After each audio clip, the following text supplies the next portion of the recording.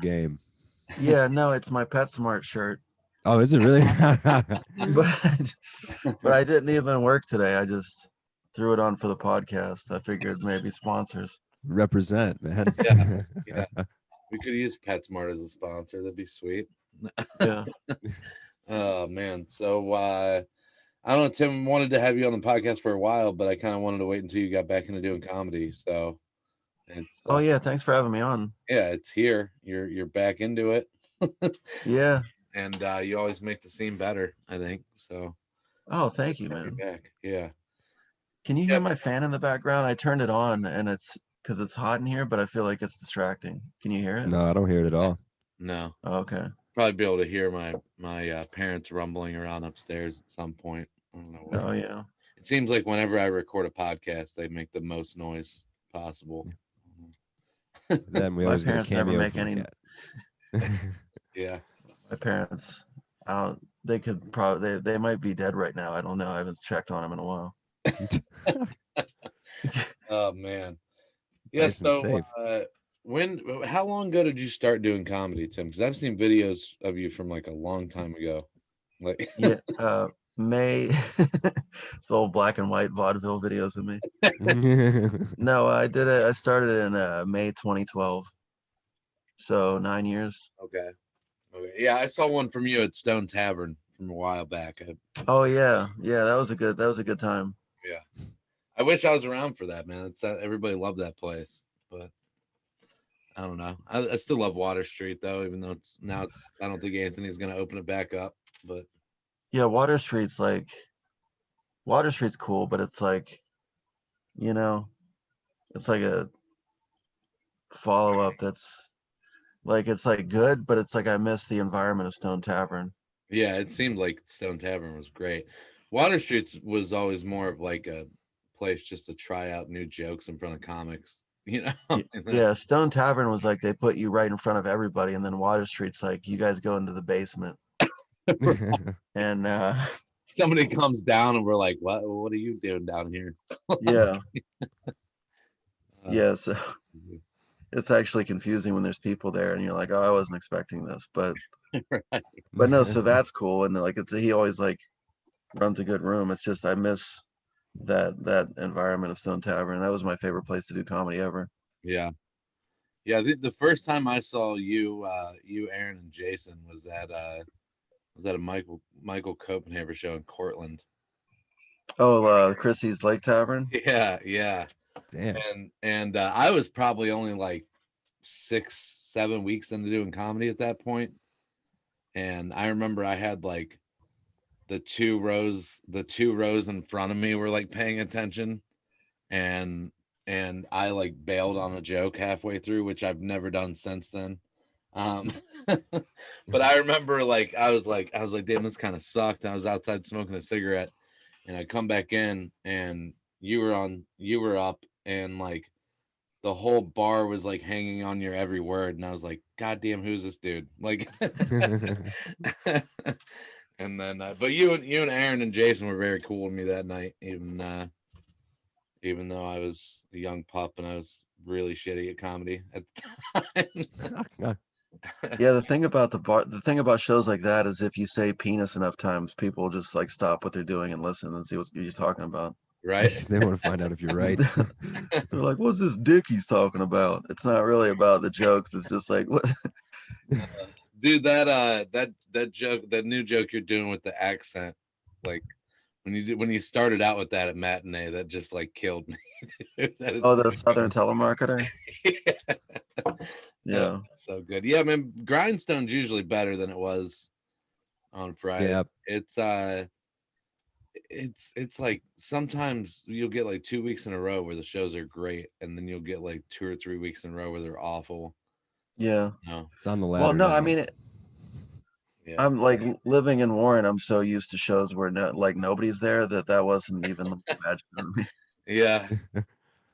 That's At least the the food's thing good. is like I feel like people when they've been doing comedy for like 9 or 10 years, they're just like, oh, empty shows like that or shows like that are bad. And I'm like, I've like stayed in the same area for so long that I'm just like, oh man, at least I get to see you guys and Yeah. tell jokes with you guys.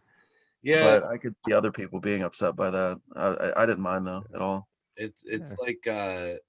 it's like whenever because for during the pandemic, the only place I was doing a funny stop just because I didn't felt like I needed to minimize my exposure and not like be going all around everywhere and whatnot.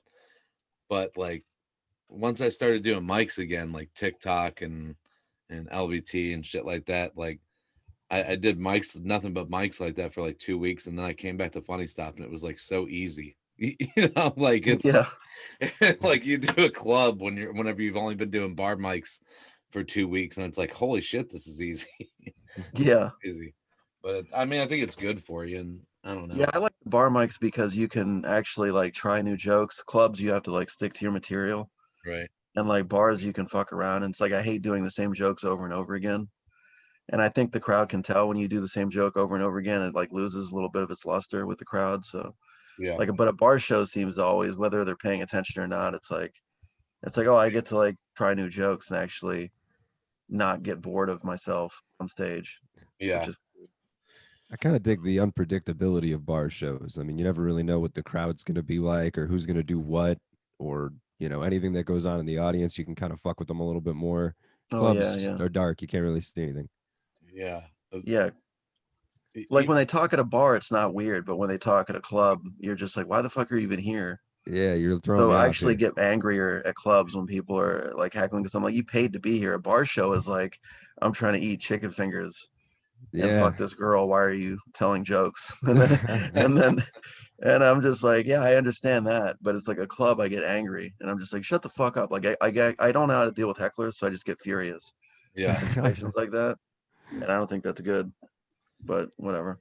yeah. Like even like matinee, which I do like every week basically. The one time like it gets weird sometimes. Like Mall Turner was up one time, and there's this lady who walked in with a baby, and he was like, "Oh, there's a baby," and she like flipped him off, and he was like, "Yeah, fuck you," and then like told a story about like another time that there was a kid that shot him with a Nerf gun at a show or something, and then the lady left, and then the bartender was like yelling at Jason while he was on stage for like talking shit to the lady with the baby. And it's like he didn't even talk shit to her. Like he just like mentioned that there was a baby in the in the bar. Like Yeah, I heard he so was like, weird. what time? I heard he was like, what time is it? Why is there a baby here? Yeah, But that's all he said. But people like flipped out. That's funny. yeah. This was And at the matinee. yeah, and it was the bartender. So it was like What? somebody that like works, like it was weird. I think anybody that's ever been to the matinee before would probably never take a baby there. Like it's Yeah. just not it's not a babyfied place. You don't really do that. No. Yeah, he told me that he had something like you always think of what you want to say later after the encounter is over. Oh yeah. But I guess the bartender was like, "Do you have a baby?" And then he was like, "No, I don't." But then he said he should have said, "No, but if I did, it would be at home right now." Which is like the perfect thing to say, but he didn't say Yeah. it. I always do that shit, man. I always think of shit I should have said afterwards. Yeah, I thought of something the other day I could have said like 5 years ago to a heckler. I Oh was god. gonna go to that bar every day now and wait for them and be like, "This is what I wanted to say." Yeah. But yeah, Sometimes I hold on to like what I thought I should have said a little too tightly. So if somebody else heckles me, like I go to reach for that and I'm like, wait, that wouldn't really make sense here. I think I'm just being overzealous about something I should have said. Yeah. yeah, You can, I mean, that is the good thing though, whenever you think about it afterwards, you have that stored up for later, whenever, if that situation comes up again. It just, I've never had the same heckler twice. Like, it's usually different shit every yeah. time. I don't know. And Uh, they're always usually like so drunk that it's not even worth fucking with them because you know that there's nothing productive that's gonna come of it. You know, right. if they're kind of messed up and like bantering back and forth, then you might be like, all right, there could be like a rapport here. But if someone's just like, and it was like, what are you gonna say to that? Just Yeah. say one thing and then move on. Yeah. You make a whole deal out of it. But yeah, Oh man. Well, how's the comedy scene in Chicago? I haven't been out there. Is it like I've heard there's like an underground scene and a club scene, like yeah. There's like the alt comics and then the like the club comics and I mean I met comics there that liked me, and I got along with all the comics there, but it's just it really tests how much you love doing comedy, because it's like, do you want to sit and wait for 60 other people to go up at this open mic Yeah. so that you can just like do 3 or 4 minutes of comedy and then leave? And it's like, people that are successful at it are like, yeah, for sure, I'll do that. But I was just like, no, I don't. I'm not gonna. I'm just gonna like go home and go to work at Wrigley Field the next day. And I ended up doing it. I did it, I think, 16 times the first month I got there, which was like a record for me in terms of like doing it in 1 month, and that was cool. But then it started being like shows where they weren't really paying attention, or they would get kind of like pissy with something you said and then be quiet the rest of the set. Yeah. So like, at least the shows I was doing there, I felt more awkward than I did around here or in Cleveland or something. But I did host a mic there like every Monday once in a while, and that was fun. But yeah, I did Laugh Factory once. That set's on YouTube. That was a really fun set. It was a 5-minute set, and I wasn't supposed to do it, but they pulled my name out of a fishbowl, and I got to Oh go. yeah. And That's cool. yeah, it was cool. I did 5 minutes, and it was really fun. And if it was like that, you have sets like that where you're like, if it was like this every time, I would do it all the time. Right. But I have those sets maybe like once or twice a year, and then it's just like, but if I did it more, maybe I'd have them more often. But as it is, I'm just like, I need a more of a reason to get on stage than just, it's like, I never understood comics that like don't get any reaction whatsoever and they keep going up. I'm like, if that happened to me when I first started, I would have like never gotten back on stage again. Yeah. Yeah. I hate feeling like I'm a burden to people on stage. And I just like, if I ever have a bad set, I'm like, well, maybe I should just stop forever.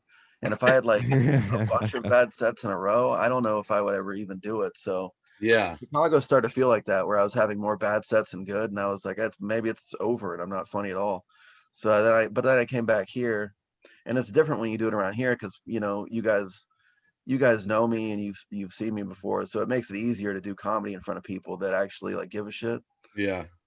But if you're in front of people that don't know you and don't care, it's just hard to find the motivation for me. Yeah. I get that, man. I mean, I it's, think most people are in that boat. I would imagine more comics than not will have a couple bad sets and think, "Oh fuck this! I should just end this forever, never do it again."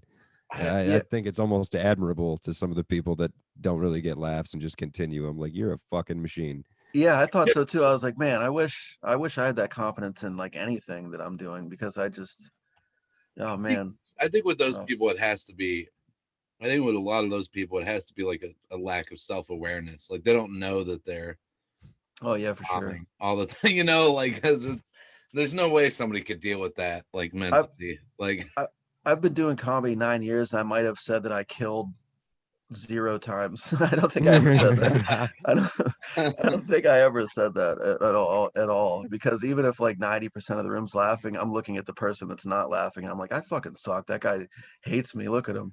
I always actually thought my philosophy was that if you if you bomb in a room, like completely bomb where nobody laughs, that's actually better than half the room laughing. Because if half the room laughs, then if nobody laughs, you're like, my jokes suck, and you can fix your jokes. But if half the room laughs, you're like, oh, 50% of people just don't like who I am as a person.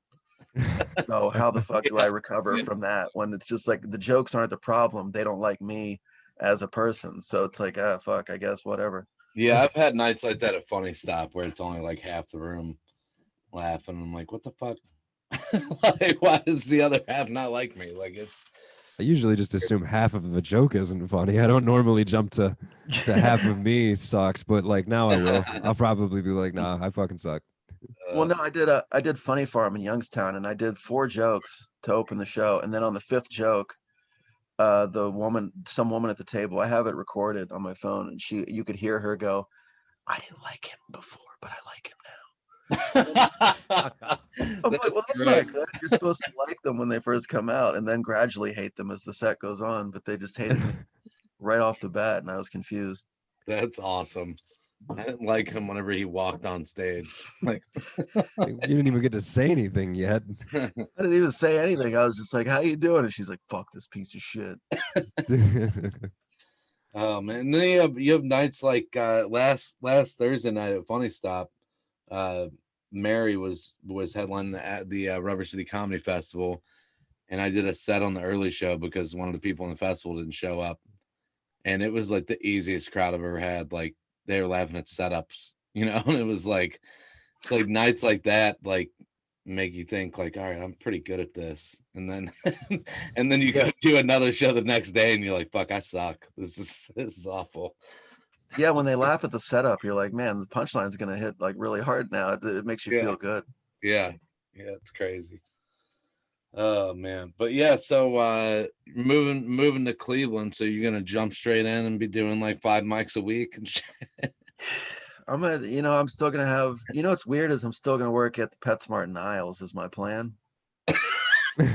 Yeah, did you have to like put in for a transfer? Yeah, you can't like transfer to somewhere. I can transfer, but it's weird for me to meet new people. So I'm like, I'll just inconvenience myself and try to work in Niles because it's like, as my parents are still here, so I still got this house. If I have to work in the early morning, I can always stay here and then just spend the rest of my time after work in Cleveland doing shows and stuff. So, I mean, I'd like to do at least 3 mics a week, Yeah, maybe like 4 or something like that. But I'm just gonna try to do as much as I can, and depending on what I work, yeah, that'll decide that. But yeah, I really like for 9 years, I've just kind of been taking it super like not seriously and not really trying to do anything. But it's getting to the point where I just like I have no options on what I'm gonna do with my life. So it's like I really need to like I probably should keep doing something that people tell me I should keep doing instead of just like yeah. writing scripts that nobody ever reads. And I'm like, maybe one day this will be a movie. And it's like, no, I can just write shit and then do it that night and not have to worry about the scripts. Yeah, But ultimately, I do want to be a writer. I think I'm a much better writer than a performer. I don't like being on stage and having people look at me. It's like I feel super awkward about it. yeah. It's And an odd it's like career choice for you. huh? That's an odd career choice for you then. Well, yeah, it's just, I mean, it's I don't know what else to do. It's like I There's a didn't lot of even people. I didn't want to do stand up at all. Like the first time I ever did it was because someone signed me up without telling me, and then I had to like go up. And I was like, I guess I'll do this once and then be done with it. And now, like 9 years later, I'm like, you know what I'm gonna do is take it seriously. Like Do this all the time. so it's like, all right, I I think guess there's maybe a this lot of time I won't. people. I think there's a lot of people that get into stand up as a method to something else that they want to do that's aligned with stand up. Yeah, Like that's a lot of people get into it to be a writer. I mean, that's the ones that like me who just want to do stand up is kind of funny because there's a Mitch Hepburn joke about it. I was thinking about that. The Yeah, chef one. yeah. Where he's like, everybody in Hollywood asks you if you can write. It's pretty. I mean, it's true. Like some people are the opposite. Like they want to get into it to write. Like my buddy Brian Gallagher. He is. I don't think he wants to be a stand-up for like his career. He wants to do like sketch and illustrations and writing and shit. And he's really good at that shit. But like stand-up's a good creative outlet for him to kind of formulate shit. I don't know. It's Yeah, I finally met Brian. I think that the other night was the first time I saw him, and he's like a really nice guy, and he's really funny. yeah, he's the one that talked me into doing stand-up. So Oh, nice. yeah, I was in the boat where I always wanted to do it because I'm a stand-up nerd, but I was like scared shitless to get up on stage and actually do it. Yeah. And then after my first time, I was like, I want to do this forever. Like When was the first time you did it? it was July 3rd, 2019, I believe. So it'll be 2 years in July. Yeah. Nice. Where was that at your first time? Funny Stop. Oh, okay. Yeah. It was intimidating as fuck too because I brought like 6 friends with me, and I was supposed to be third, and Steve Mers bumped me, so like I had to go after Steve Mers, and he just like murdered. Oh, geez. Like, yeah. Did that make it better? Did that make it better or worse for you? I don't know. It made it worse for me, like waiting to go up because I was like, "Holy shit, this dude's fucking good." they're gonna expect me to be good, you know. Yeah. Yeah, But that then always I walked sucks. up, but then I walked up and I grabbed the mic and I was like, "Well, don't expect that," and like that got a laugh. And I was like, okay, cool. That's a good opening line after that. Yeah, it was, I always do that too. I like it's hard for me to, especially if it's a contest where I have to be funnier than other people. It's hard for me to watch comics because I'll psych myself out and be like, "Oh, he was hilarious. I'm gonna suck." So I end up like not really paying much attention to the other comics, and I fear that it comes off like, "Oh, he's an asshole because he's not watching our sets." It's like, no, because I hate myself, and you're making me feel bad before I go up, and I don't want to deal with it. It's not that I don't like the comics. It's actually the opposite. I'm like, oh fuck, why am I even going up if that guy's crushing that hard? So yeah. it's like I'd rather actually act like nobody else went up and then go up, and then I don't know any of the crowd's reaction to other people, so I can't compare myself. That's what I do, and then it ends up just like, I don't know. I think people think I'm an asshole because I don't watch a lot of their sets, but I don't, it's whatever. I don't This really, seems a lot better. yeah, I don't really watch people's sets that much either because it's like, I mean, I'll watch the comics that I like to see if they have any new shit or whatever. Yeah, But like most of the people, if I don't know the person, I'm not watching their set. I'm thinking about what I'm gonna do, and then I hate when people come up to me and try to talk to me right before I go up. Like it's it's like it's just I need to have like at least like 2 or 3 minutes to think before I go on stage, and it's yeah. just You have to have everything you're gonna say in your head before you go up. yeah, and like I usually write out a set list and then I don't stick to the set list at all while I'm on stage, but it's just like a routine type thing to write out a set list before I go on stage and think about it. But yeah, like that set I did at Funny Stop last Thursday. I didn't know I was going up, so I hurry up and wrote out a set list real quick. And like I think I did one joke that was on the set list. Like it was just Totally ignore the rest. yeah, it was just winging it because I had a plan and I went up there and I accidentally went in a different direction with my second joke. So I was like, "Fuck, I guess I'm just winging it now."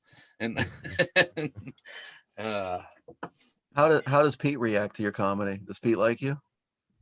yeah, Pete likes me. He he like I don't know. He gives me shit, but he knows it doesn't. He doesn't give me as much shit as most people because he knows it doesn't bother me. Yeah, I just like I'll go up there and have a really good set and come off and Pete will be like, "You struggle." I'm like, "No, I didn't, Pete. Shut the fuck up and walk away." Like and and because of that, he doesn't fuck with me as much. Whereas like Patrick Madison, like he'll get super pissed when Pete says something to him. So Pete just fucks with him constantly. Like it's pretty great. But yeah, he likes me. I mean, he yeah. booked me a I, feature in July, so I mean, oh, July you're featuring? That's cool. yeah, last week in July, I'm featuring for Ray DeVito. So Oh, nice. fun. Yeah, he Yeah, filmed his dry bar special this week. Yes. when I did Funny Stop years ago, I brought a friend of mine from Warren who'd never done a comedy club before. He'd only done like 2 or 3 bar shows actually. And I went he went with me to Funny Stop, and Pete was like, he like saw him and he was like, "Hey, you got 5 clean minutes you can do?" And he was like, "Yeah, I do." And he didn't have 5 clean minutes he could do. And I was like, "What are you gonna do, man? What are you gonna do?" His name's Colton. And I was like, "What are you gonna do, Colton? You don't have 5 clean minutes." And he's like, I'll figure it out." And then so the next time I went, he went with me, and Pete was like, "You got 5 minutes?" And he's like, "Yeah, I got 5 minutes." So he went up on stage, and his opener was, he goes, "Hey everybody, you guys don't mind if I drink on stage, right?" And everybody was like, "No, it's fine." And he was like, "All right." And he had a bottle of beer in his hand. But then after he said that, he put the bottle down on the table, and then he pulled a bottle of Robitussin out of his pocket and just started like chugging it. And then Pete came over the microphone and he's like, "You don't do fucking drugs on my stage." Oh And my then he was like, "Okay, and thanks for being nice about it." And then god. he did like his whole set list, and he was reading from his notebook sometimes. And Pete came over with the microphone again, and he was like, "You get off stage. You can't memorize 5 minutes of jokes. You don't need to do comedy." And then so he got off stage, and then Pete told me, he was like, "You don't bring your druggy friend here ever again." And I was like, "Colton, you only did Funny Stuff once for 5 minutes. You got banned. That's crazy." Yeah. God damn, that's got to be a record. Yeah, but he was actually really psyched about it. He was happy about it. Yeah, About he getting really banned or Finally doing the seeing his show? career. Yeah. Huh? About was he happy about getting banned or was he happy about doing the show? He was happy about both. He was like, I'm glad I did it, and I'm glad that I don't have to do it again because Oh that was man. yeah, Pete doesn't really listen to people's sets anymore. I don't think he just like listens for the laughter. But he like I did that set for Mary's show for the Rubber City Festival, and pretty much did a bunch of old like standard jokes that I've been doing for a year or more. And I come off stage and he's like, "You did well." He's like, "That's some new stuff," and I'm like, "No, not at all." Like not at all. Not a joke I've written in the past 6 months. Like, not one. And it's so crazy because he sees me fucking 2-3 times a week at least usually, and like so he should, if he listens, he should know like what's new and Yeah. what's not. But that's how you know he doesn't listen at all. No. I I did the Thanksgiving show there where they have like a bunch of comics come up. I Yeah. did that like a couple like 3 or 4 years ago, and I did my whole set in David Lynch's voice. And I was just like, whoever invented the sloppy Joe is really lucky that his name wasn't Dick. And then I just did like a whole set like that. And like people in the crowd were laughing, but I didn't see Pete anywhere. And then after I got off stage, some comic told me that Pete was like by the bar when I was on stage, and he was like, "I tell you, this kid's weird as shit, but he's funny." And I was like, man, that's like such a nice. Those are the two things that I hope comes across with me is the weird and funny. And so if he thinks that, that's cool. The funniest one interactions he has with people with me for me is Vaughn Wesley is like like he'll Oh yeah, I like, bet. I mean, it's just like the one time Pete was watching Vaughn. It was on a Thursday night when there was like probably 10 people in the crowd, and Vaughn did this joke that bombed pretty bad, and Pete's walking back through the back, and he's like, "Jesus fucking Christ!" And like the whole crowd could hear it. Vaughn's reaction on stage was so great, but it's just like his reaction with certain people, how he just gives them shit constantly. Like Patrick Madison's my favorite because Patrick will have a set where he does really well, and I was like, "Hey Pete, Patrick just killed it up there because I'm trying to get him some points with Pete, you know." And Patrick will walk around and he'll look at Pete for approval, and Pete will be like, "You got lucky." I'm like, like, he just won't give him any satisfaction at all. He's like the Gordon Ramsay of his own club. Yeah. So much. I love Yeah. it. He told Brandon went with his parents the one time. He told Brandon's parents that he should quit comedy. Wait, really? Yeah. He's like, you tell him quit comedy. He no good, and like walked away. What? I got a big kick out of it. My parents had no idea. Like they didn't know Pete at all. So they were like, this is what he does all day. Like he comes up here again and again. And like this is it's like, has he yeah, man. warmed to your comedy lately, or does he still feel the same about it?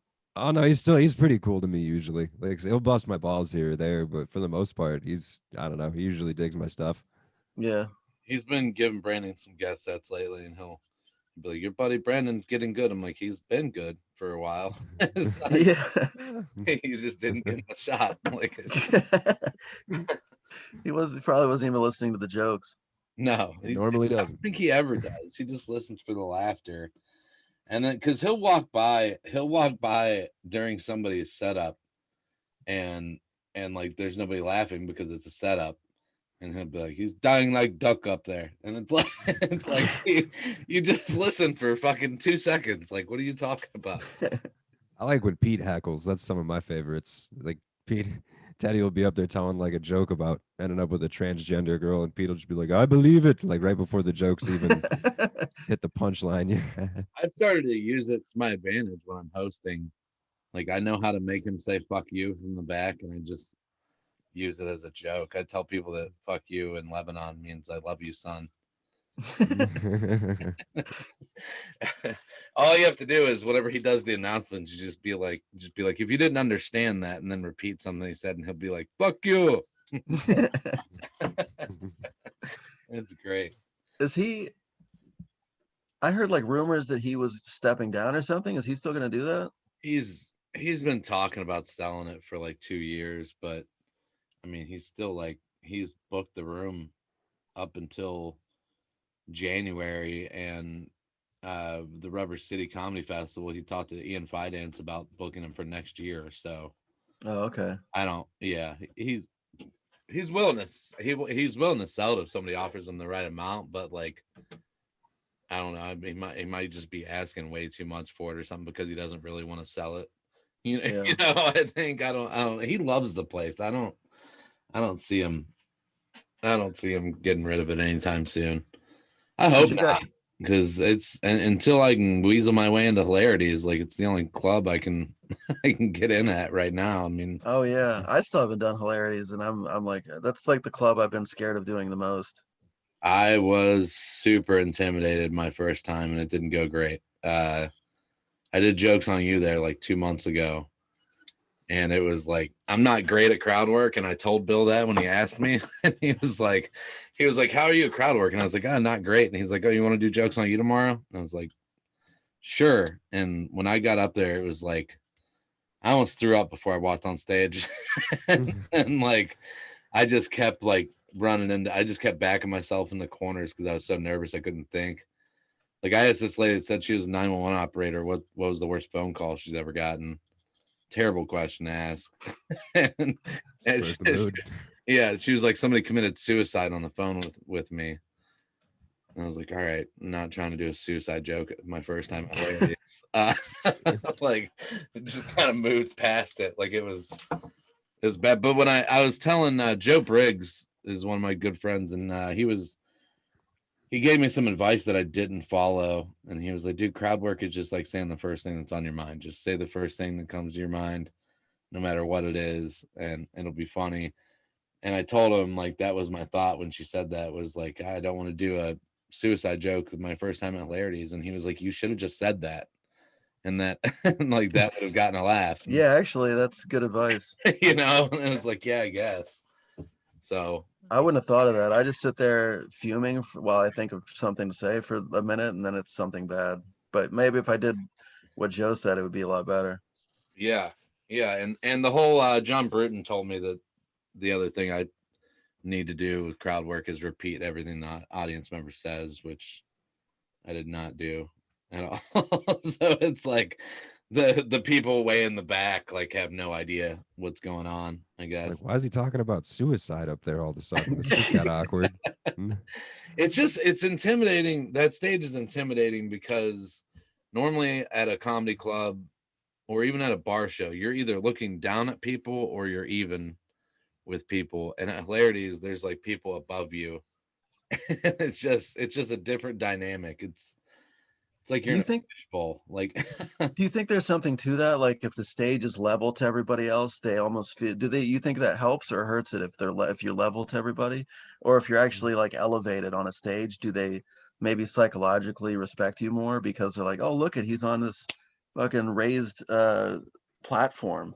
yeah, You I think think there's so. something to that? I think if you're above people, it's like you're talking down to them. So they're I don't know, they're less likely to heckle, I think. I don't know. It could go either way though, because if you're elevated above them, they're like, oh, look at him. Why does he get to be higher than me? Like, And then, and some then Yeah. people probably think like that.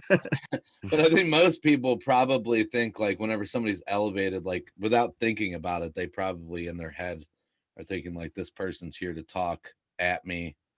Whereas if you're on like the ground level, it's like this person's here to have a conversation with me. yeah. I mean, I don't know. Oh yeah, that makes sense.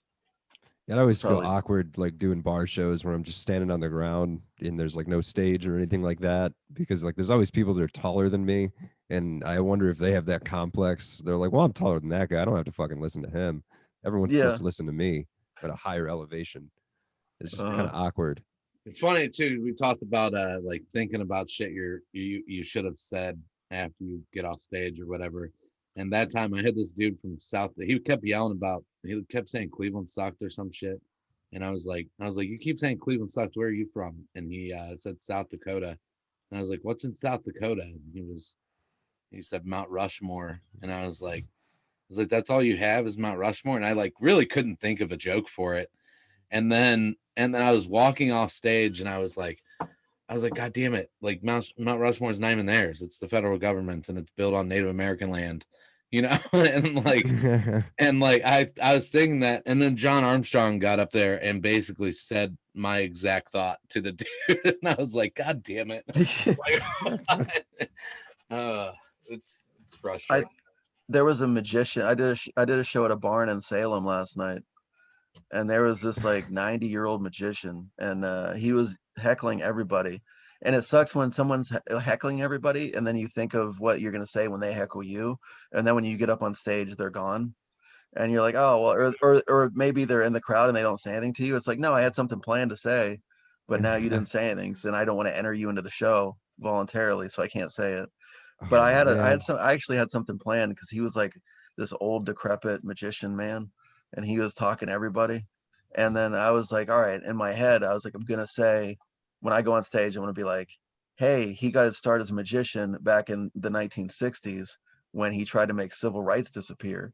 And I and I was like, man, that's gonna do so well. And then he was gone by the time I got up there, That and I was like, worked. I should have just said it anyway, but that Yeah, was it sucks when you want to say something and then they're gone or they're not into it, and it's like you can't do it again now. So it's yeah. Unless you see that guy again. unless I see him at the store and say it in front of everybody. There you But go.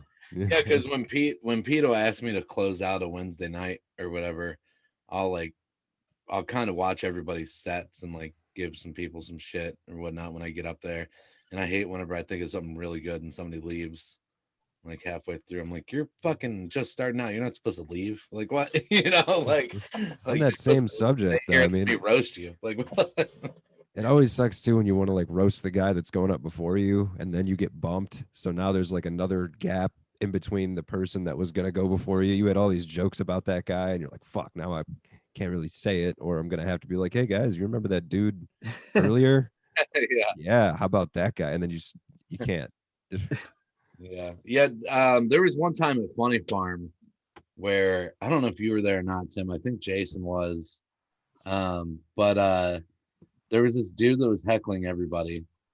And I thought it was the first time I actually responded to a heckler well, but he was heckling like everybody. And then it turned out that he was like the last comic to go up on the open mic. And and he got up there and like did like 30 seconds, and all of the comics got up and left the room and walked, no, walked jeez. into Oh the room. shit. Oh And it my was god, fucking hilarious because that's I mean, amazing. he was just like ruining everybody's sets, and it was like fuck this dude. Everybody just got up and walked out. Uh, I yeah. did this show in Cortland years ago, and this guy was heckling, and I was like I said something. I was like, why don't you like shut the fuck up? Like we're up here trying to like tell jokes, and you just like keep yelling at everybody. And then the guy was so drunk that he didn't even like say anything intelligible back that I could respond to. And I was like, and then eventually he's like, this is like pathetic. And I was like, I mean, yeah, us writing jokes and trying to make you assholes laugh might be pathetic, but I don't think it's any more pathetic than drinking alone at a bar on a fucking Monday. And then, and then, and then his friend was like, "Why don't you say something like, aren't you supposed to joke with the hecklers and make it funny?" And I was like, "That's not what I do." I was like, "I'm pissed at this fucking piece of shit," and I just like laid into him so hard, and then I just dropped the mic and like walked out and left. And then I heard that he apologized to everybody after I got off stage, and I was like, "Oh, that's cool. I guess that I Yeah, shamed him Yeah. into fucking apologizing." Yeah. he didn't apologize to you though. That sucks. Well, yeah, I was. He probably didn't even remember that I was on stage at that point, but I mean, yeah, it's like such. And then somebody tried to rush me once on stage. Somebody tried to fight me. Holy shit. Yeah, it What'd was you like say? Like, what'd you? I What said, did you? I'm like, I'm blaming you automatically. I'm like, well, what did no, you do to it provoke was it? me for sure. But I had a joke. I was like, I wish I had a friend that was into child pornography so that I could get really accurate movie reviews. Because if you could sit through a child getting raped, but you walked out of Argo halfway through, it's probably not a very good movie. And then And then some woman in the crowd who had been heckling everybody, at that point, she was like, "Not funny," and then like turned back to her drink. And I was like, "Well, some people have the balls to get up here and tell jokes, while other people just sit there like a bitch and like yell at people that are trying to do something." And then her husband turned around and her husband was like, "Why don't you tell a joke, pal?" And I was like, "All right, here's a joke. A really nice kid somewhere died today, and you're still alive. Isn't that funny?" And then, and then and then he took his jacket off and started like walking towards the stage, and they actually had to physically hold him back from coming up on stage. And then they took them out on the patio to calm them down. And then they like never came back after that. But the funniest part was there was a Pittsburgh comic, Kyle Carmelita, who went on after me at that show. And so he had witnessed all this fucking chaos right before he goes up, and he went up on stage and he was like, "Can they hear me? I don't want to offend anybody with what I'm gonna say. I fucked a mouse last night." And then and I just like lost it laughing. I was like, what a ridiculous thing to say after all that. But No. yeah, that was my best heckler story, was almost getting fought at a bar in Niles. Yeah, we had somebody who might also be the person that I'm featuring for in July get a drink thrown at Grindstone. Grindstone Tap House, buddy. That was a pretty crazy night. I think Gary Campbell swung clean up. He just got up there after that and starts off, and he was like, "Surprise! I used to be fatter." Like right after they're like sweeping glass up and shit. Everybody's cleaning up glass, trying to like. I'm pretty sure which was really weird. I thought the bar bought the guy's meal who threw the glass at. Wait, really? At the comic. Yeah. Yeah, because I mean it got pretty bad. Like it was I don't know. I think a lot of people probably would have thrown a drink at that point. I would venture to call it provoked. I would say, yeah. Yeah, but what happened to make him break the bottle? It was a rocks glass, and he basically told the dude, I think what he said, it's been a long time, but I think what he said was it was a dude with his daughter, and he said maybe if you paid more attention to her as a child, she wouldn't be such a bitch as an adult.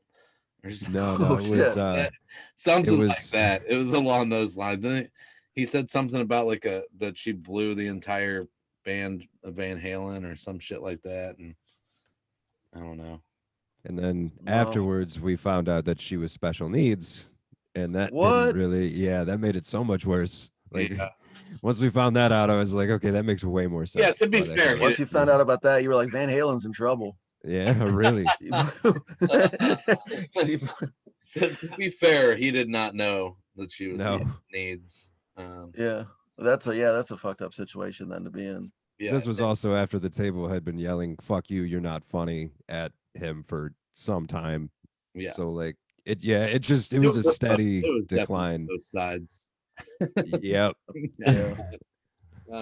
But they were also sitting. But Grindstone is not a place where, like, I don't know, a lot of people don't go there to see comedy, and when that happens, you kind of have to just like let them be and just like deal with the other people that are in the room. You know, I mean, it's like you don't want to ruin their dining experience because they didn't know there was a comedy show, and it's weird because most rooms, if the crowd's talking a lot, if there's a crowd work comic on stage, he can like bring them into the show. So when James Killius went up there at Grindstone and was kind of talking to that one table, I was like, okay, they're gonna get into it now. And then they like left halfway through his set, and I was like, well, if they're leaving when someone's actively engaging them in the show, then they're probably not gonna give a shit about anybody else on stage. But I was kind of surprised that they did that. That was like the biggest example of the age group that they're in and how they have such small attention spans, because he was literally like talking to them, and in the middle of talking to them, 4 of the girls just like turned around and started talking to each other again, and it was like this dude's talking to you on like specifically to you, like what? You can't pay attention for like 2 minutes. That happened to me one time there. I was like asking some guy what his job was or something like that. I can't remember what the joke was, but like as I was talking to the guy, he's like looking at me and then just looks back down at his food and starts eating, just totally ignores me. And I'm just kind of standing there staring at him like, I have a fucking microphone, dude. Like, I'm right next to you. Oh man. It Well, was rough. we usually do some news, but I don't think we're gonna get into much today. But I do want to play this clip from Mobile, Alabama, about the gas crisis that's going on. Okay. A warning that they gave. Well, as fuel stations run out of gas amid panic buying after cyber attackers hit the Colonial Pipeline, the U.S. Consumer Product Safety Commission is reminding drivers just how dangerous improperly stored gas could be. In a tweet, the commission warned the public, and I can't believe they had to warn the public about this, but they did. They warned people about filling plastic bags with gasoline. The warning comes as images show desperate drivers lining up at pumps, hoarding containers full of gas. The commission also is urging drivers only to fill approved containers that protect gasoline from an open flame, which could cause an explosion. I mean, like, they have to warn people to not. The gas is flammable. Yeah, the gas can cause explosions, guys. And it like eats through plastic. I mean, if you've ever put gasoline in a Solo cup, it just wears right through it. I can only imagine how quickly it does that to a plastic bag. It was really funny. The governor of North Carolina came out and basically was like, "Hey, we don't have a gas shortage. This is you fucking idiots that just keep buying all the gasoline. Like, this is like the toilet paper thing from a year ago. Like, there's no shortage. You're just hoarding it. Like, it's ridiculous." Yeah, if people flipped out like that about toilet paper, they're gonna go crazy about the gas fucking shortage. Yeah, and that's all we need is a bunch of idiots to have like all this gas stored up in their garages and shit. Like, what could go wrong? I don't know. It's but yeah, we'll get into Tim's comic here. You told me to pick anything from Louis C.K. and I picked one of my favorite clips. It's from his SNL monologue, and it has to do with the news going on now, actually, with Israel and Palestine. Oh yeah. So we'll play the clip and then talk about it. And it also has a little child molestation in it. We talked about that. So this is from SNL, I believe. I don't know, 2017, something like that. This is because I was raised in the 70s. The 70s were a very different time. The 70s, everything was different in the 70s than it is now, except the Middle East is exactly the same. It's exactly the same as it was in the 70s. It's been the same fights, and you know what? It's boring now. That's the worst part of it. When I was a kid, we were like, ugh, but you can't go like this for like 1,000 years. After a while, when you fight, people don't care, because when you're just both, you just keep fighting. Everybody's like, those guys are dicks. They just fight. That's what it's like. You know, like I have 2 kids, and they fight sometimes. And when they first start fighting, I get concerned. I go in their room. I'm like, hey, what's going on? What's wrong? Why are we having some feelings? Can we listen to each other, please? Can we please just listen to each other? Okay, you go first. And then she goes, she's like, yeah,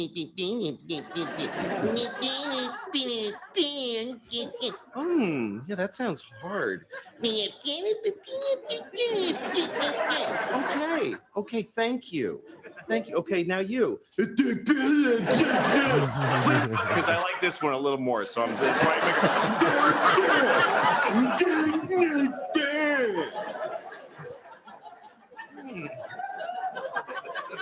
and they work it out. You help them work it out. But if they keep fighting, you stop doing that. After a while, you just go in the room and you just go, hey, just shut up. Fuck you, you're both wrong. Because you won't stop fighting. You're in a family. There's other people in this family, and you're being a couple of selfish little bitches that won't fix anything. You share a room. We can't afford another room, so just deal with it. Somehow this has to do with Israel and Palestine. I don't know exactly. It is because my kids are like Israel and Palestine, and I'm like America. The little one's like Palestine because she always gets screwed. She gets the worst deals. She's like, she threw a rock at my face. I'm like, you're fine. Look You have a great life. You get to take a rock to the face once in a while. You're fine. The older one is like Israel. She comes up to me. She burnt all my dolls. I'm like, look, I can't do anything about it right now. Your sister is crazy. Please don't make me talk to her. I'll work it out, you and me, okay? We'll go out. I'll buy you a really cool missile, and you do whatever you do with it. It's totally up to you. The 70s were very different. In the 70s, there was a child molester that lived in my hometown. And it wasn't a big deal. It wasn't like, we caught a child molester. It was just like, yeah, that's the house where the child molester lives. He lives where, hey, kids, don't be stupid or you'll get molested. Just stay away from the child molester house. I know because he did something to me when I was your age. So just stay away from the child molester house. We really did. We had a town child molester. His name was Jean Baptiste. It's a true story. He liked teenage boys. That's when you would find out, because I was a teenage boy. He didn't like me. I felt a little bad. Like, no, not you. It wasn't into me. But he would drive up next to teenage boys and he'd say, hello, would you like to go to McDonald's? And you're like, no. And he's like, why you don't like McDonald's? And then you're trapped, because of course everybody liked McDonald's. It was the 70s. And then I had one friend who used to get in the car. He'd be like, sure, I'll go. And he'd get in the car. He'd go to McDonald's and eat a burger. And then he'd say, see ya. And he'd just take off. And Jean-Baptiste was like, oh, I cannot get it. And he spoiled again. But he'd always try. Maybe this time. Because child molesters are very tenacious people. They love molesting childs. It's crazy. It's like their favorite thing. I mean, it's so crazy because when you consider the risk in being a child molester, speaking not of even the damage you're doing, but the risk, there's no worse life available to a human than being a caught child molester.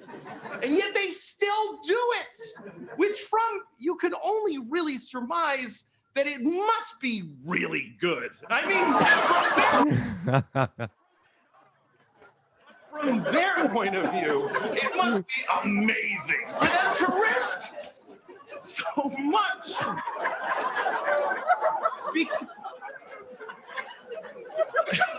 How do you think I feel? It's my last show, probably.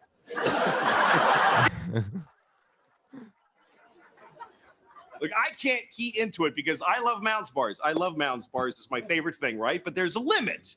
I mean, I can't even eat a Mounds bar and do something else at the same time. That's how much I love them. Like, if I'm eating a Mounds bar, I can't read the paper. Like, I have to just sit there with it in my mouth and go, why is this so good? I love this so much.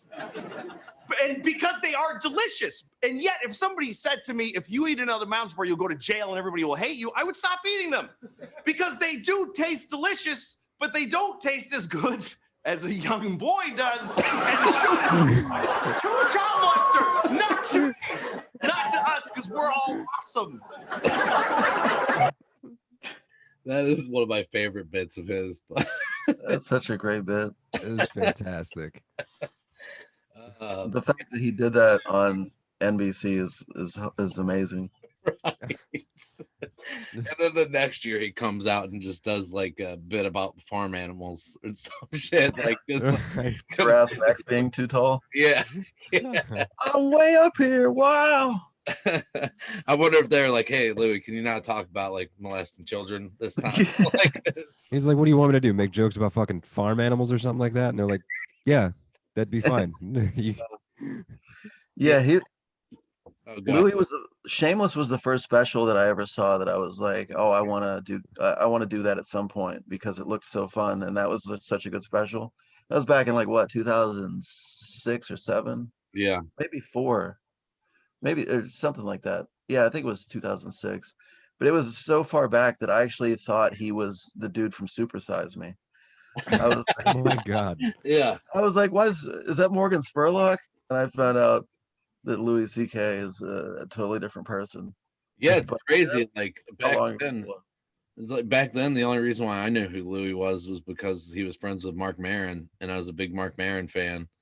And now, like, I mean, Louis got to the point where he was like so much more well known than Mark Yeah. Maron. I mean, Louis was until the shit happened with him. he was like the biggest comic on the planet for like probably 4 or 5 years at least. Yeah. And it's just crazy because it didn't happen to him until he was like in his mid 40s. I mean, it's Yeah, not till he had like a wife and kids and all that. yeah. I mean, his He show said he was did this. great. He said he did the same act for like 20 years when he was first starting out, and then it wasn't until he started like talking about his kids that people started reacting to it. And he was like, "All right, I'll keep doing that then." Damn. Yeah, it's weird how like I don't know. I think it's you get to the point where I think it's when you get to the point where you don't have to have another job, where like Yeah, all you have to do is write comedy. But it's so weird to me how like people will do the same act for years and years and years, and then all of a sudden they're coming out with a new hour every year. Like it's like it's like stand- steroid. It feels like steroids in baseball. And Barry Bonds hits like 70 home runs after he only hit 20 the year before. yeah, I mean Sam Morril is one that he's been on like a huge kick recently.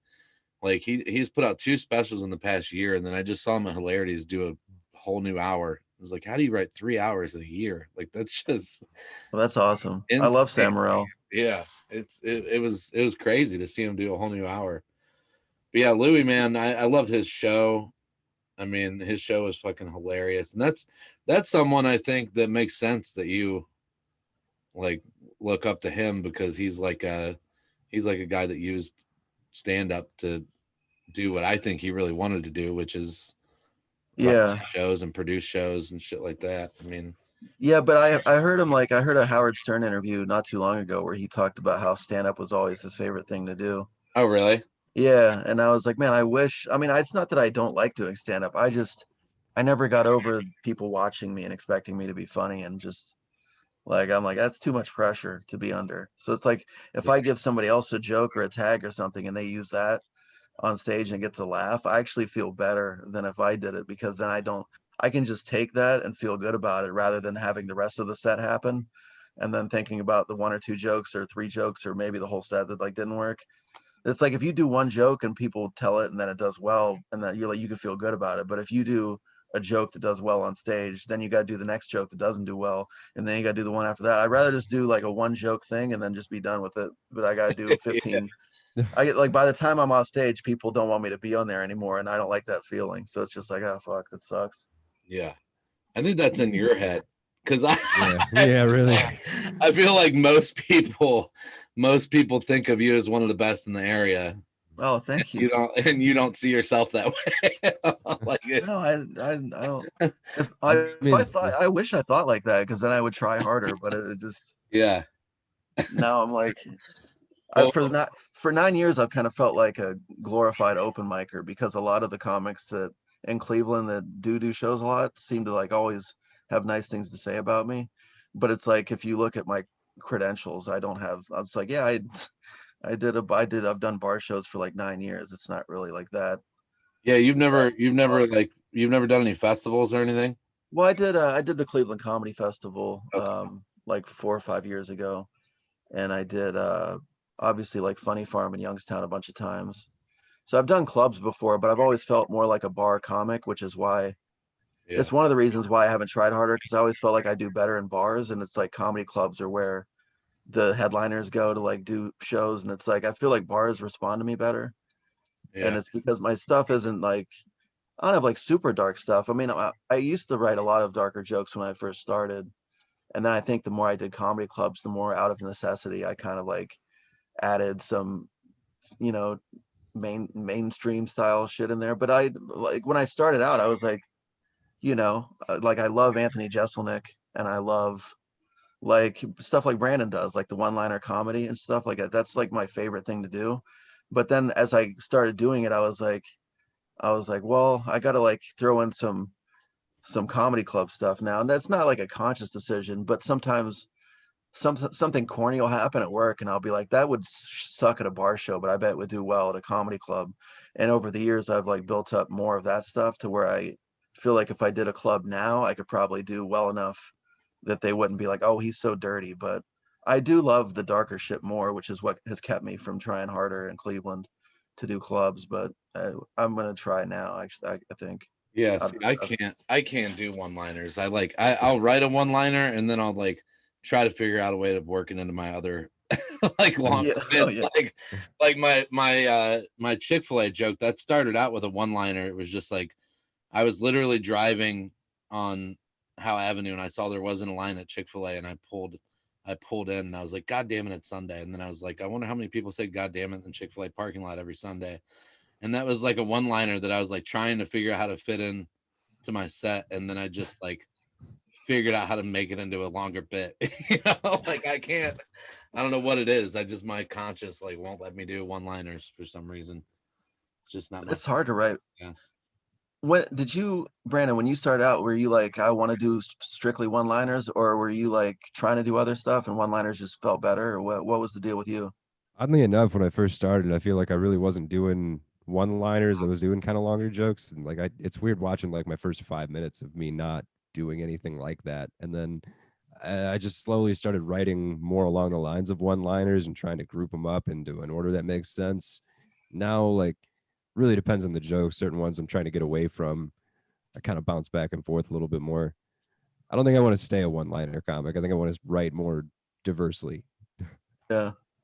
It's just hard to fill like a lot of time when you're a one-liner comic, I think. Yeah. I found when I was doing one-liners, I found that I was kind of doing the same punchline, but with different setups. And then I stopped. That's when I kind of started doing different stuff because I was like, it seems like I have 700 miscarriage jokes.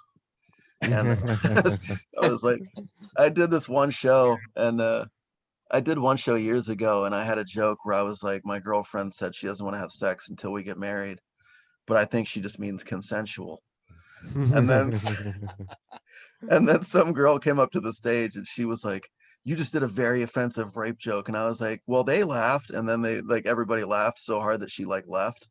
And I remember thinking like what a fun experience that was to do a joke that was objectively funny to the point where you wanted to be mad at it, but you couldn't. And that's my favorite thing about doing the dark one-liners is seeing people get upset, but then they have no basis for it because everybody else laughed. So you're just standing there like, well, don't get mad at me. They're the ones that fucking laughed. Like that's how I like putting someone in that position where they have to defend being offended. Yeah. And it's like if the whole crowd's laughing, it's hard to just be like, I'm right and everybody else is wrong. But it's getting harder now to do that with the shit going on. But that was always my favorite thing when I started was to see how pissed I could get people to the point where they had to like leave or just deal with it. And I was like, that's fun to me. Sounds I've like always considered it like I've always considered like a bonus multiplier. It's like high risk, high reward. Like you're gonna throw it out there, might piss some people off, but if you don't and they think it's funny enough, you're gonna feel a lot better about it. I heard Yeah. back in the day, Gilbert Gottfried and Larry David used to have like contests to see who could walk the most amount of people had had a show. Like Who won the contest? it was back and forth. They said I forget where I heard that at some comedy podcast I was listening to. They were talking about how him and Larry David used to always do that. Like they were such like weird, offensive comics, and they would literally like go into a packed house and try to like walk as many people as they could. But yeah, the festival shit, man. Like I want to get into that because this Rubber City Festival, like I submitted for it, they didn't pick me, and then like Josh Balchko and Kyle Hanhorst, who ran it, like they both started seeing me do comedy a lot. And they were like, dude, your submission tape sucked, but we want to use you, So they basically made me like a de facto staff member. Like I hosted one of their shows and then I was like hanging out for the whole weekend, got to do a couple sets when people didn't show up. But it was just like the networking aspect of it was like so valuable. Like I got people I can do shows with in Chicago, New York, Buffalo. Like it was just really cool. Like that's the main reason why I want to do festivals. It's not for like credits or anything, Was it's just to meet. I heard that Rubber City Festival was really good. So it was. Oh, it was one of the funnest times I've had doing comedy. It was just really cool. Like, it started out slow, like Wednesday night. Mike Conley headlined the Wednesday night, and it was basically just comics there. And then we had like this late night mic, which there was a dude in the front row that fell asleep. Like so like everybody's taking pictures with the dude sleeping in the background on stage. And then it just like got better and better throughout the week. Like Mary's shows on Thursday. She did 2 shows Thursday. pretty much sold out. And then I think both shows Friday sold out for Ian, and the Saturday late show, there was like people waiting all the way down the hallway at Funny Stop to get in. So it's like it kind of like picked up. They did some media shit too, like on Friday, and like Ian did a interview with the Akron Beacon Journal, I think, and shit like that. So it kind of picked up as the weekend went on, but it was fun. We had a day where like all the comics, a bunch of the comics went to Tony's cigar bar and hung out for the day, and like that was cool. But yeah, it's just like getting to know people from all over the country and I shit. wish I would have submitted. I don't even remember seeing a submission for that, or else I probably would have submitted. But I Yeah, regretted it when I saw the pictures of people, and I was like, man, I wish I would have known about that. I would have yeah, it was submitted. way back in 2019 that they took submissions. So it God was, damn. yeah, I mean, that's why my submission tape sucked, because I was like 6 months into comedy when it when I did it, you know, like it wasn't. I think I used the tape from it was really stupid that I used it, but I think I used the tape from the World Series of Comedy satellite that I did at Jilly's. Oh yeah, Like, yeah, and like somebody heckled me in the like first minute of my set, and like I just like ignored them. So it was, and I used that tape to try to submit with. Like it was just stupid. But I got the Thursday night show. I got a really good. They recorded everybody's set, so I got a really good submission tape out of it. So oh nice. be cool. Yeah. How Well, many minutes did you do that was recorded? just 5, but 5? it was like Kyle Handhorse texted me the next day and was like, "Hey, dude, you did great last night. You got a really good tape out of it." And I was like, "Yeah, because I didn't know you guys were taping me. Like that's Oh yeah, that's always the worst when you know they're taping. yeah." Afterwards, I got off stage and they're like, "Dude, that's gonna be a great submission tape." And I was like, "They're taping?" Like, I'm like, "Sweet." I'd rather not know people are taping, so that was good for you. That I would Yeah, have like panicked.